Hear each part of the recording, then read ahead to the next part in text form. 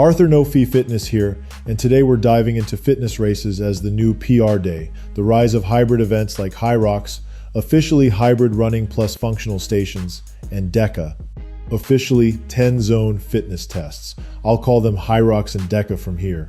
If you felt that buzz where every second guy at your gym is suddenly a hybrid athlete, you're not imagining it. The growth is wild. The arenas look like UFC weigh-ins for cardio junkies, and your feed is full of sled pushes, wall balls, and finish line collapses. The question is simple. If you're a lifter or bodybuilder, does this wave deserve your attention, or is it just FOMO with a timing chip? No fee, no BS, just gains. What makes this scene different is how it reframes performance. For years, the only public PRs for gym people were meet results or physique updates. Now it's a stopwatch and a floor plan. Hyrox gives you a standardized sequence, run station inside a big arena with lights, hype music, and a global leaderboard. Deka flips the script slightly with 10 zones and a tighter run prescription, but the vibe is the same, a test you can repeat, compare, and obsess over. And that matters because lifters love structure. We love a plan we can game and a number we can beat. If you're coming from bodybuilding, the first mental switch is this: your engine is now part of your physique. Not in a poetic way, in a painfully literal way. Your quads are not just for a hack squat set, they're for a 1 kilometer loop that refuses to care about your last pump. Your grip is not just for rows, it's for hanging onto machines and implements while heart rate tries to pick the lock on your brain. The stimulus is different but complementary. Steady running that bites at the end, stations that turn the floor into a strength endurance lab, and a clock that punishes anyone who thinks rest until ready still applies. It does not. The ready line moved. You have to move with it. Now about the sleds, because everyone talks about the sleds. If you only know them from a gym with fresh turf and smooth runners, welcome to reality. Sometimes the sled feels like it's bolted to the planet.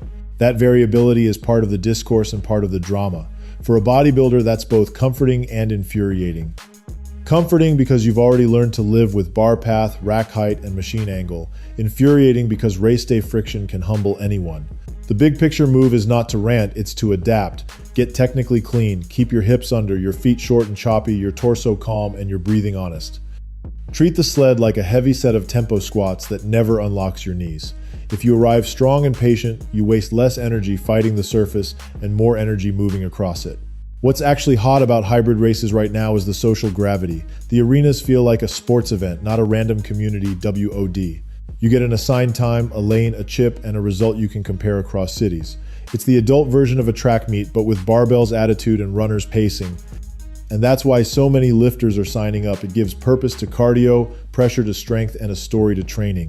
Instead of I'll cut in spring and maybe try for a bench PR, it becomes I'm 8 weeks out from Hyrox and these splits need to drop. It turns fitness from maintenance into mission. Could a pure bodybuilder jump into Hyrox in 8 weeks and not die?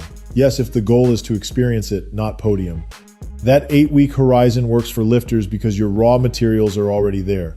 Legs that can push, a back that can pull, a trunk that can brace, and a head that can grind.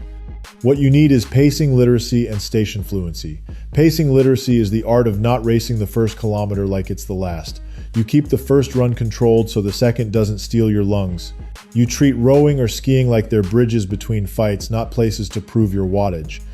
And station fluency is knowing the movement standards and the rhythm that keeps your heart rate from detonating clean wall balls with repeatable depth and breath, lunges that don't stumble, burpee broad jumps that look like you practiced them, not like you tripped into them. If you're thinking this just sounds like cardio cosplay, you're missing the quiet strength standards under the hood. You still need to be strong enough to make the stations boring. That doesn't mean powerlifting numbers. It means enough squat and hinge strength to push and pull a sled without max effort facial expressions, enough pressing stamina to throw wall balls without redlining, and enough posterior chain to row and ski hard without seizing your lower back. The litmus test I give lifters is simple. If your weekly leg work already includes honest depth and controlled tempos, you're closer than you think. If your training is all top-range ego reps and Instagram ROM, Hyrox will expose that in one lane. Race pacing isn't a spreadsheet, it's a personality test. If you're a sprinter at heart, the smartest thing you can do is leave 10 seconds on the table in the first half and reclaim 30 in the last. Negative splitting is the grown-up move in these events. Every reckless early surge taxes the stations you need to be steady on. And if you're an overpacer who's scared of pain, your fix is different. Force a slightly faster first run than your comfort zone, then commit to breathing discipline instead of panic. In both cases, the headline is the same. When the station starts, reset your posture and your mind. You're not still running, you're in a new problem now. Solve it cleanly, then go run again. The United States flavor of these races adds something too.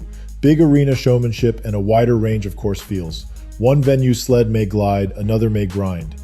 One venue is chilly with perfect surfaces, another is humid with slick hands. That variability is frustrating for purists and irrelevant for practitioners. If you train for chaos, race day becomes just another version of do what's required. The strong, technical, patient athlete rises in any building. The overamped one who banked on perfect conditions usually writes apology captions.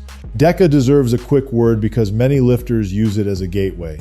It's tidy, it's repeatable, and the 10-zone structure scratches the checklist itch without demanding long runs between stations. If Hyrox is a movie with long scenes that test endurance under load, Deka is a fast series with punchy episodes. For a lifter, that's friendly. You'll get exposed on the engine if you never run, but you'll feel at home sooner because the zones are short enough to keep you mentally engaged. Some athletes fall in love with that format and never leave. Others use it to build confidence, then graduate to Hyrox when they want the full oxygen tax. Now, is all of this overhyped or real? It's both. The overhyped piece is acting like hybrid racing is the only honest test of fitness. It isn't. Plenty of athletes will keep chasing strength totals or pure speed and be excellent. The real piece is that Hyrox and Deka finally give the average lifter a scoreboard that isn't just physique check-ins and gossip. It gives you a date, a number, a public result, and a reason to show up when nobody cares. And that alone is worth a training block for most people. Let's talk about body comp because every lifter wants to know, will this ruin your gains? It doesn't have to.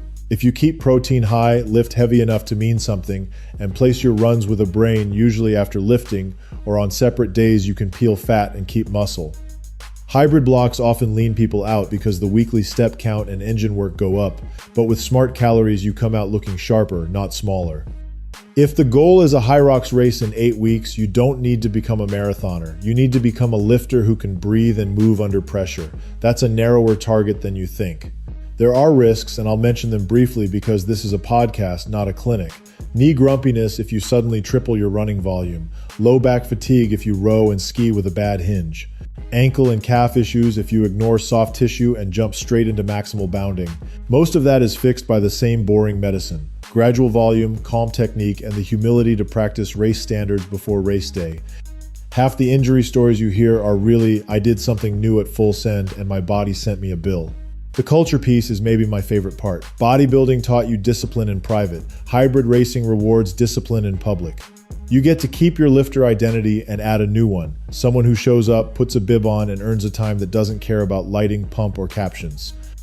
And if you bring a few training partners with you, the team effect is ridiculous. You suddenly care about week-to-week progress on a loop course and a specific set of movements. You collect small wins that stack into a finish line. It's adult sports with gym skills, and that's addictive in the best way. So should a lifter aim at Hyrox in 8 weeks? If you're curious and healthy, yes. Treat it like a focused block, not a personality transplant.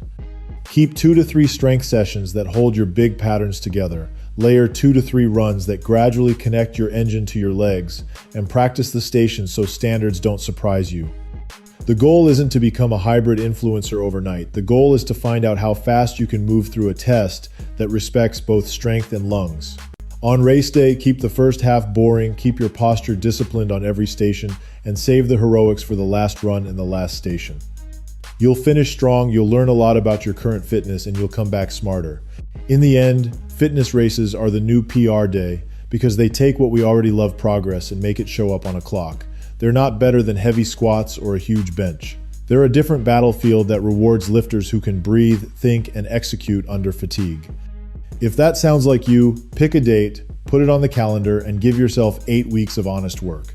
Worst case, you get a humbling, memorable training arc. Best case, you find a sport that pushes you to become the strongest, fittest version of yourself you've ever brought to a finish line. No fee, no BS, just gains.